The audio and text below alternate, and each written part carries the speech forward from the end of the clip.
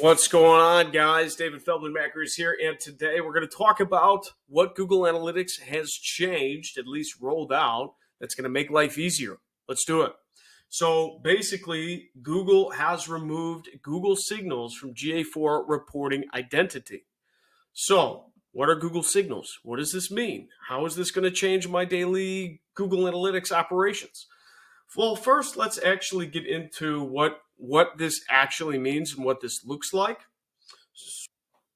All right, so right now I'm in a GA4 account for a client, and I'm looking at engagement, conversions, whatever report you want to look at. It may apply, but here's one thing that'll tell you about thresholding, right? And this has to relate to data signals. So basically, thresholding, I'm going to read the definition of this article because I thought it was pretty good. Google announced that Google Signals will be removed from Google Analytics 4 reporting identity on February 12th.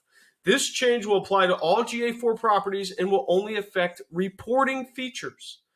The removal is part of Google's initiative to protect user privacy and ensure that specific user identities cannot be correlated in drill down reports. So all of this is related to privacy protection. Google Signals. Okay, here's what Google Signals is.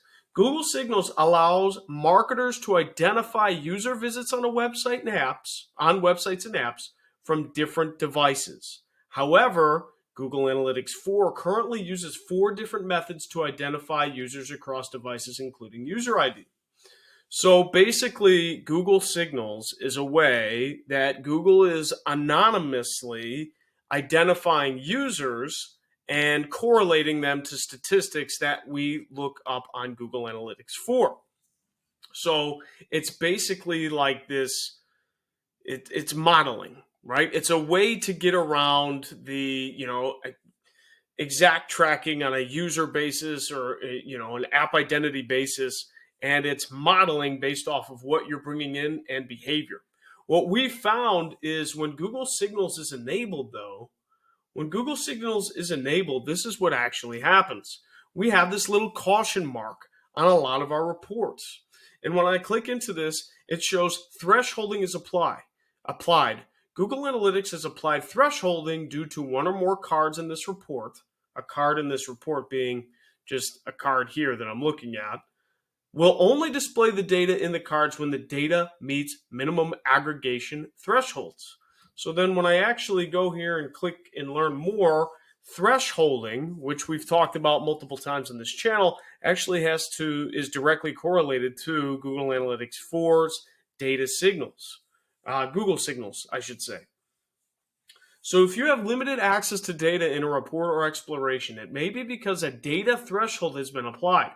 Data thresholds are applied to prevent anyone viewing a report or exploration from inferring the identity or sensitive information of individual users based on demographics, interest, or other signals present in the data.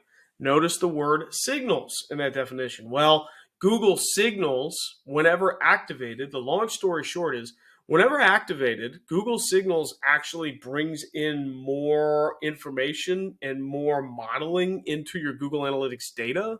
But in turn, what that does is that applies thresholding in a lot of reports. What's the impact of thresholding? Well, the impact of thresholding is I have way more conversion events in this account than 4, so it's actually underreporting and not showing me the whole picture. And that's a problem. So what we've done over the past so many months is we've created separate Google Analytics properties without data signals. So you may ask the reason, why would you do that? Why don't we just turn them all off anyways? Well, for retargeting, you actually need data signals. Google Signals. You actually need Google Signals for retargeting if you're going to use GA4 audiences, which we do like to do. So that's why we have to have both. But the breaking news is up until now.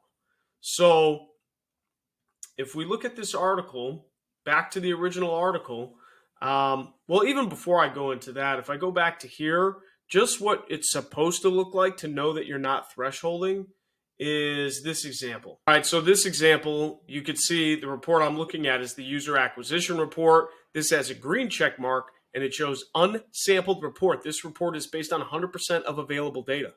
So there's no sampling, there's no modeling, there's no thresholding.